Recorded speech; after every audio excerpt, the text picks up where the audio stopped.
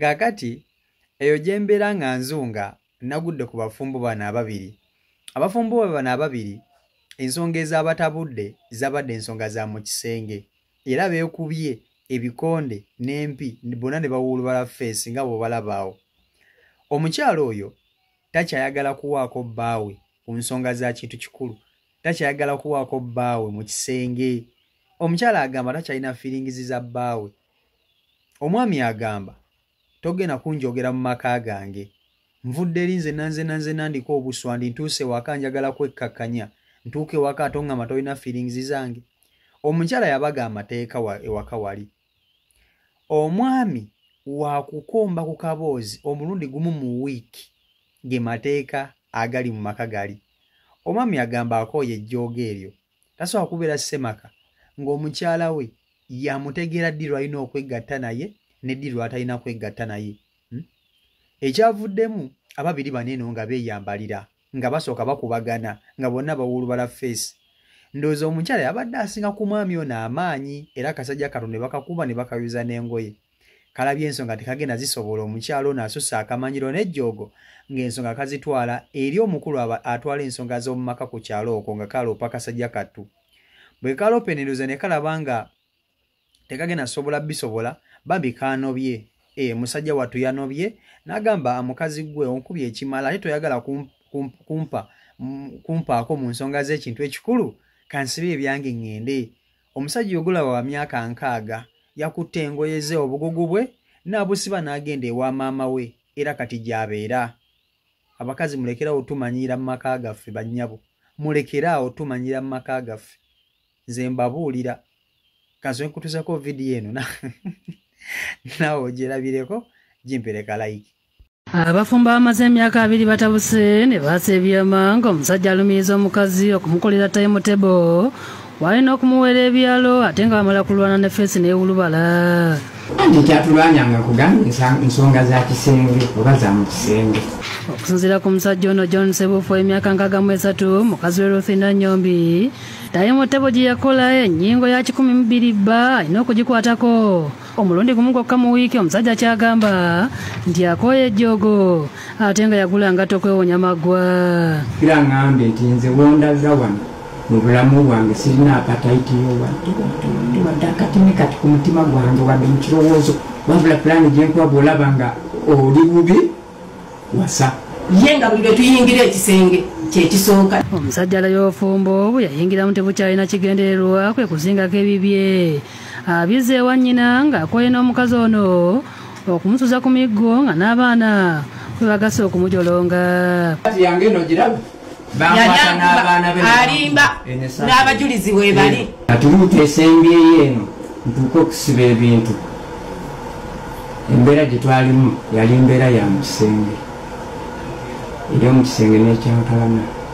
Ne ntugoga nti omuntu omukulu tunaatuukangawo okwetomeza ebisenge buli nnaku. Siba TV ufa kwaliko lediyo ebintu byonna bye twali tukozesa mu maka enkumbi obwambe bwonna n'abitwala. Omufaliso gwayongera kugenda twala nali nteekedde ogutwala olw'ensonga zino bamwana. Omufaliso gwangulirwa mwana wange gwenzija mu ntumbwe omukazi omulala tali ono. Nange ndi muntu lwaki nsula wansi ng'ate ogwo omufaliso tugusuzeeko emyaka egiwera 7. Bano batuuze ku kyalo Mbulakati ekayunga nga Sebufu agamba nti nga tannasiba nguukuziza wa nnyina ensonga yasoose kuziyitira mu nnyina ne kojja we ng'abanyonyola ng'obufumbo ebuganyi kubanga omukazi asusse okumulangira obwavu kale naye kwe kusala wadde ewaabwe kubanga omwavu ayagalwa nnyina. Saamugoba mu nnyumba nti oba fuluma saakwata ku nju nti oba njimenya nagirekawo nga bweri nemuleka yabeeremu paka lwalikoowa. Kati wetwogera oliriddawo ndi wa maama.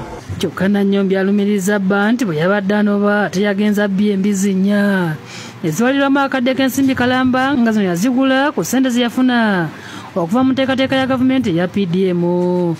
Nina ewange embizi ezi ezange ezi. agamba nti ekisinga okumuluma yasanga Ssebuufu mwavu n'agumira obwavu bwe era zaamukwata nga kalira ka mwana nga ku makya akeera kumugabula eggolu n'akava akaba kasigaddewo nga n'ekyenza n'akiriira mu budde so nga n'otuzza n'abatwokya nga ye Nannyombi yatutwalayo naye ng'okuva lwe namufuna kasita atuusa ssaawa 10 amazzi aba alina kunaabagooja oba enku zirabika oba tezirabika. Ensonga yakolera ekisenge timetable alungamiza ng'abba ensonga ezo bwe zimumalamu ennyo ate nga tamuwadde ssente z'obujjanjabi. Siina lwe namugaana wabula nali muganye tinku wa buli lunaku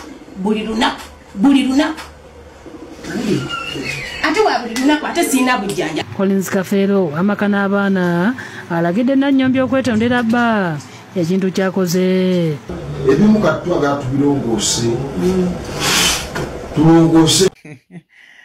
Abakazi mmwe mutujoze ne mukunakuna banange mutujoze bannange sema kabbaawo gomaze naye emyaka egikunukiriza mwemeka notuka ekiseera ng'okumuwa akaboozi k'ekintu ekikulu omutadde ku tayimu balina okaliira ne bakazi mmwe kitegeeza olinayo akavubuka akalala ebbali akakukuba najjolo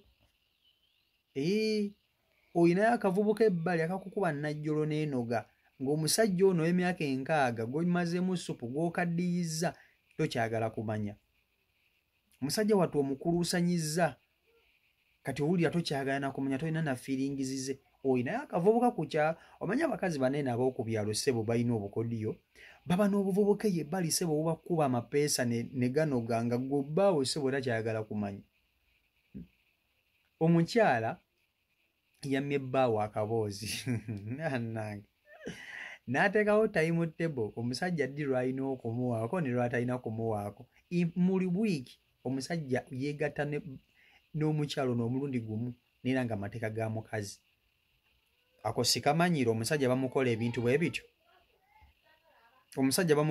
bwe bityo bakazi mmwe mulekerawo okumanyira abasajja bannyabo si mmwe abatuwasa omusajja ne wabanga luyongoyongo ne wabanga mbirizi bbiri ssebo yebbaawo olina okugonda omusajja wattu yamaliriza tagenda kusobola miggo gya mukazi n'anoba kati omusajja myaka 6 bw'anobera n'agenda mu maka g'abazadde be olw'omukazi okumukuba naye nga n'ekimukubya nga jasayagala kumuwaako buwi. Bannange bakazi mmwe mwebeereremu mwana mwebeereremu katunatuuza kooti y'abasajja mmwe mujja kukajjuutuka nze mbabuulira ebyembi bisekerwa naye abafumbo bano nze banzisizza enseko sijja kulimba si Omayiko Uganda YouTube channel kwoli mwebale kuba nti ate mugoberera naye nga njagala okubategeeza mwenna abalina ebizibu ebitenkanika omaka gayuuga kati gwe musajja gwe abonyaabonyezebwa omukyalo ono ogende wa Haji mu Kisakalimu akulombera edduwa amaka gatereere omukazi oyo alina abantu abamusumbuwasumbuweyo abalala gende wa Haji mu Kisakalimu amaka gatereere ajja kukulombera edduwa buli kimu kibe nga kiri malidaadi sana okitegera ekintu ekyo nammwe abalina ebizibu ebirala ebitebereka nammwe mugende ensonga si okuba nti ate zitambulira ddala malidaadi sana si Omayiko Uganda YouTube channel kwoli mwebale kuba nti ate mugoberera mbagala nnyo peace and love.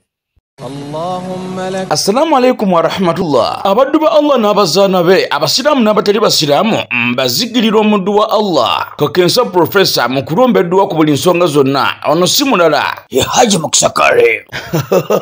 Subhanallah. Ono alombeddwa ezitebenkeza obufumbo edduwa ezikuwa obwenkanya nga wanyagibwako ebibyo oba nga waferebwa edduwa ezigulawo enzigi erimu abaagala okugenda ku byeyo n'obeyuka mu nsi eno mwe abali ku byeyo abaagala empapula z'obutuuze edduwa weziri edduwa ku ndwadde edduwa ezikuuma ekintu kyo edduwa ezikuba abalabe edduwa ezikuba abalogo edduwa ezikuba abasezi edduwa maama nnyabo mmenye kindeke ki na buli dduwa yonna gye baweetaze ate nno ku buli nsonga nkimanyi omwetaaga mukubire ku 0778 92 91 oba ku 0789 63 19 nkaaga osobola omusanga ebuuti okulwa emitiiyana ye haji mukisakale salamu alaikum